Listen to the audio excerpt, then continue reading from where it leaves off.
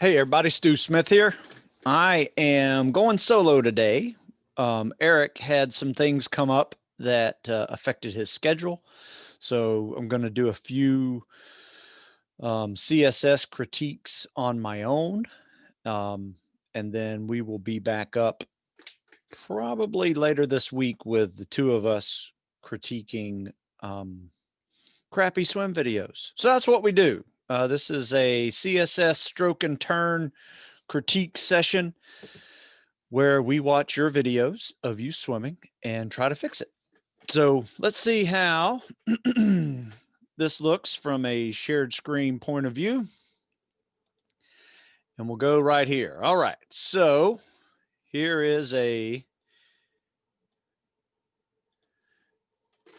one of our guys locally.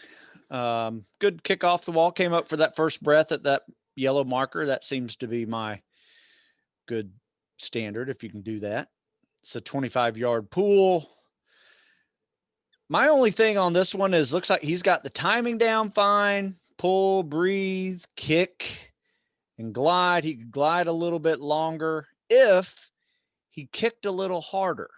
So I think his only problem is the reason why he's slow is he's just not pulling hard enough and kicking hard enough. So there's kind of two paces when you do this. You know, there is the stroll in the park pace, which I would consider this one.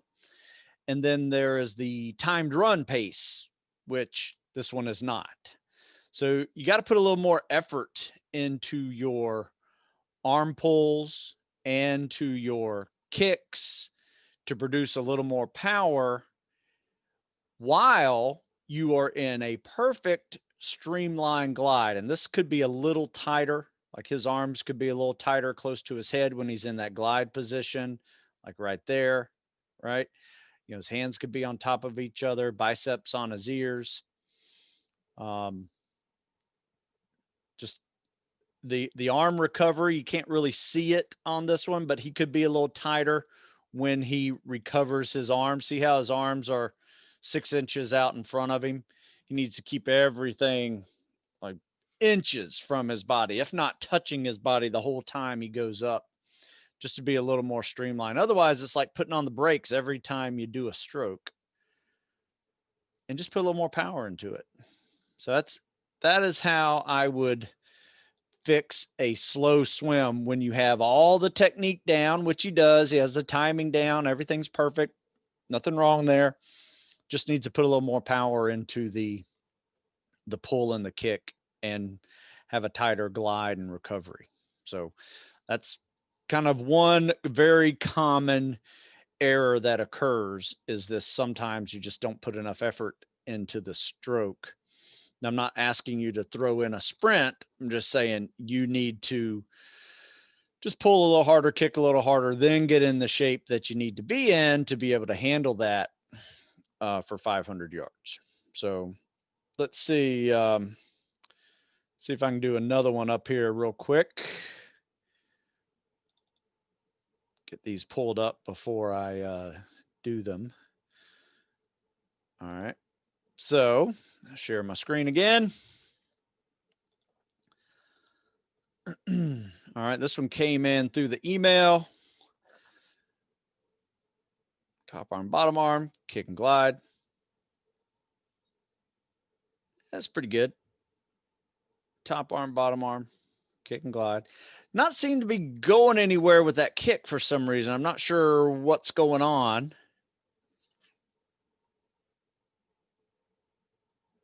He's moving a little bit. It's just a little slow. I think he told me this was a yard pool. All right, see that transition right there? Transition right there just really slows you down. Right, keep those arms close to your body when you transition. This right here is like swimming with your brakes on. So stop. Right, keep your arms tight on your body when you recover. Top arm, bottom arm. Oh, I see. Yeah, you give yourself another second before you pull that bottom arm. Right, you're kind of pulling both almost at the same time. Right, so pull that top arm. You should be turning and your face is out of the water as that top arm goes by. Then you inhale with the bottom arm pulling at the same time. You're throwing your timing off a little bit. And you're trying to pop your head up and bottom arm pull at the same time. So a little timing issue there. Decent kickoff. Let's try to figure out what's going on with this kick. It's just weak. See, when he kicks here, his glide, another reason is I can't really see how long you glide because you don't give it enough time. 1 Mississippi, 2 Mississippi, 1 Mississippi, 2 Mississippi, pull. Yeah, you're pulling a little early, maybe a second early. You're actually getting okay. You're not gliding long enough. If you glided another second, you would get another yard out of that glide before you needed to do anything else. Kick. Bottom arm. 1 Mississippi, 2 Mississippi, pull. Yeah, you're getting close to it. Just seems like you're losing some momentum. I'm not sure if it's because of the recovery or it's the weak kick. A kick isn't that bad, actually. Could be better. I would say get some kickboard drills, try to kick a little harder and work on that streamline recovery, whether you're coming off the wall or in between strokes, and see if that works for you with just gliding a little faster. Let's try another one. This one's a tough one. I don't know if you guys can see this or not. You guys probably can't, can you? All right, I will share this. That's why you're not seeing it. All right, so here we go.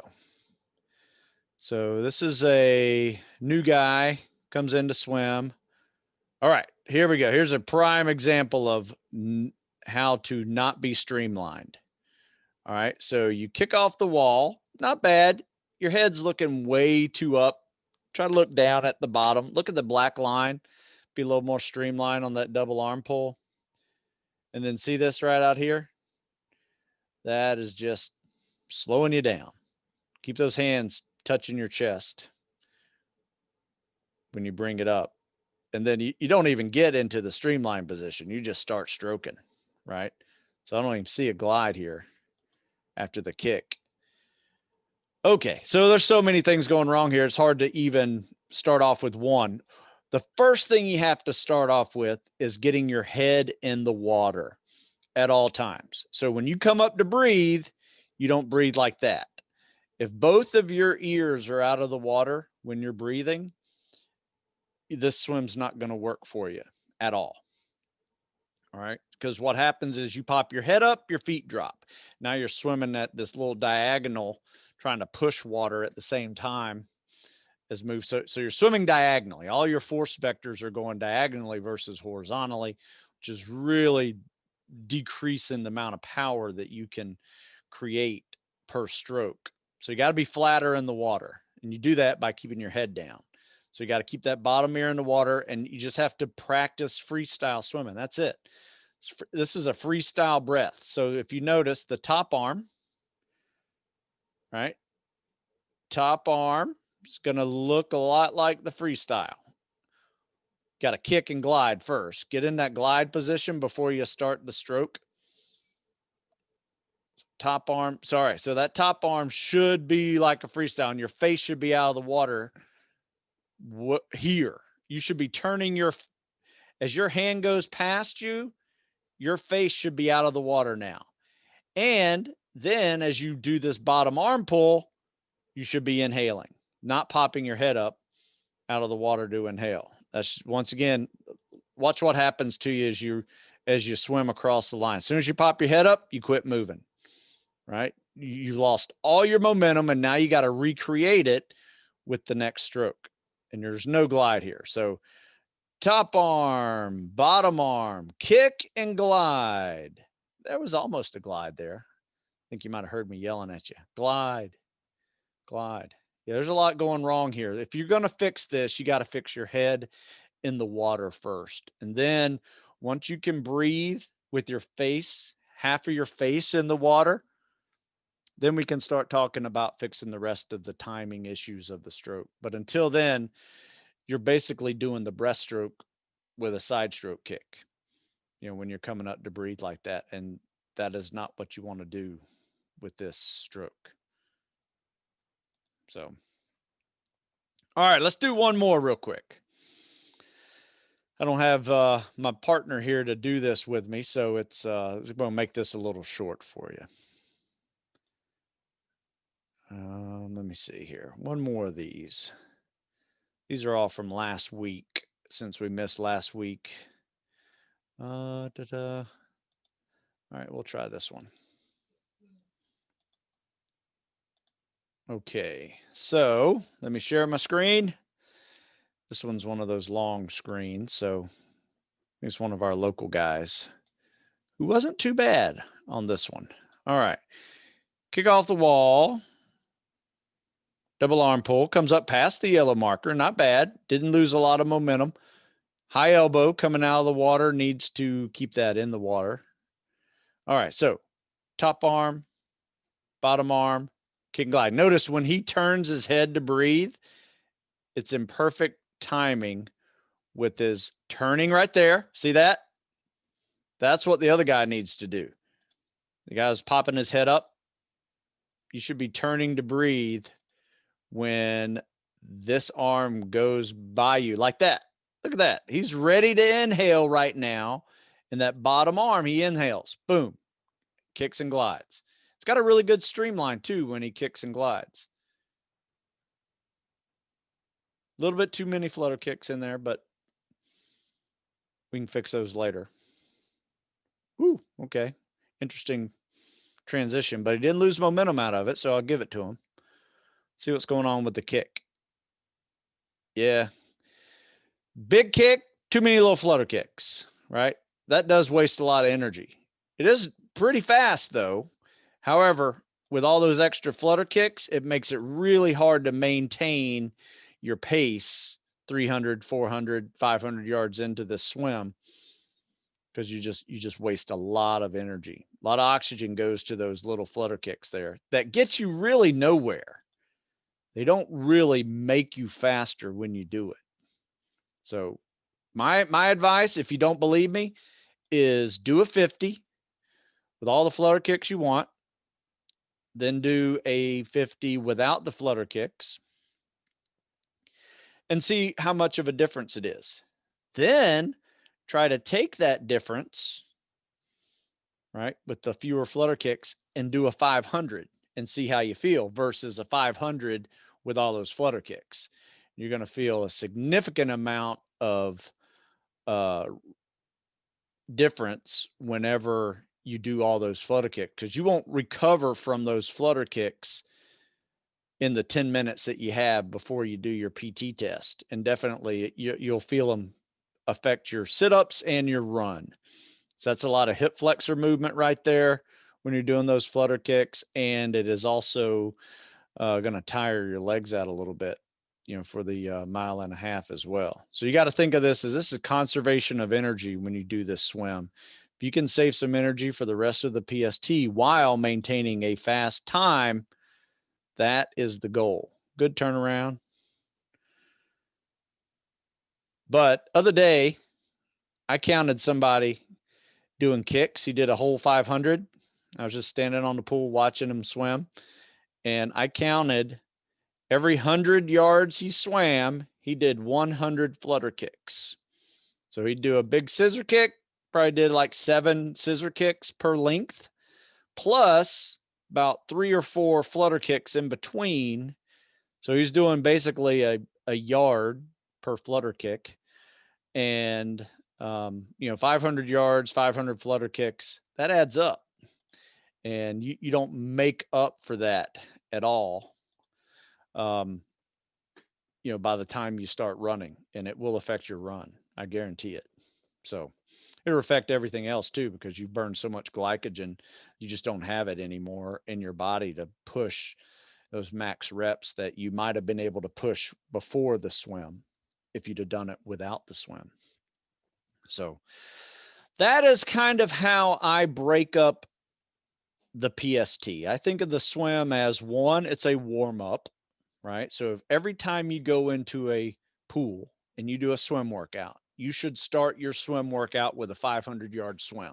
What that's going to do is that's going to make your swim in your head, 500 yards is going to turn into a warm up for you. Then you do a workout, whatever's listed in one of the programs back there or your own swim workout. I personally like to get guys doing the 50-50 routine where you swim after your 500-yard warm up, you swim 50 yards freestyle fast. Try to get winded during that 50 yards freestyle, so burn it. And then try to catch your breath with a 50-yard CSS and see if you can push yourself a little bit to maintain a certain goal pace. So if your goal is a 9-minute swim, you should be swimming those 50s at a CSS at 54 seconds. 54 seconds times 10 is 540 seconds. That's 9 minutes. That is your goal pace, right? If you're trying to break 8 minutes, every one of those should be just under 48 seconds. So I typically go a yard per second. So I tell everybody try to get a yard per second. So if you're doing 50 yards, it should be 50 seconds. It's easy math. 100 yards should be 100 seconds. Easy math. 500 yards is 500 seconds. That equals an 820, which is an exceptional swim score, right? That's great. You know, it's above average. It's well above the minimum standard. Even the competitive standard is somewhere in the 9s. This is well below that. So even better. So push yourself a little bit and learn that yard per second pace. Then try to apply it with fins, because if you can do your 1,000-meter with fins in 1,000 seconds, do the math on that. That's a 1640. That's a good pace, you know, somewhere between 16 and 17 minute 1,000-yard swim with a pair of scuba fins on. Really good. I think you have into the 2021, somewhere like that, for your exit PST at prep. So there's no reason why you can't do, 8 to 9 minute 500-yard swims back to back with a pair of scuba fins on. You just got to get in shape for it. But once you learn that pace, you can just apply it to everything. Even when you're doing a mile or 2-mile swim at Buds, if you can keep that goal pace at somewhere between 50 and 60 seconds per 50, you're going to be in that 60 to 70 minute time frame for your 2-mile ocean swims if you swim straight. And that's well under the minimum standard of in the 80. I think it's 85 for first phase, 80 for second phase, 75 for third phase. By that time, you've learned how to swim straight, and it's not that challenging to get 75 minutes, especially if you go in there swimming 65s, or 70s. So it can happen even for non-swimmers. You can swim that fast. You just got to practice. So that's why I talk about getting to and getting through the training, right? It's great to have killer PST scores, but if you don't do any swimming with fins or running 4-mile timed runs or rucking, chances of you getting through first phase with acceptable scores will be somewhat challenging to you if you've never even tried it. So that's all I have for this. We'll kind of call this a PST clinic part 1, using the CSS as our warm-up, and a little bit of discussion of getting to and through the training. Now, everything that I've told you, I've written down in articles. I will put them in the description below of what I just stated, from the to and through, more CSS errors and fixes. In fact, I created a one-stop shop for CSS programming and technique training. I'll put that link into the description. To and through, the importance of getting to and through the training and how to prepare for each phase of that, because there's 2 phases before you get to Buds. You should be practicing to get to the training by crushing that PST, and then you should be training to get through the training which is actually Bud specific timed events, because those will get you kicked out if you don't meet the standard. All right. So that's it for today. You guys got any questions? Leave them in the comment section below. You can text me, email me. StuSmithFitness.com is my website. You can find me on the links, social media as well, that I will put in the description if you got other questions. So, all right, folks, have a good one. Till next time.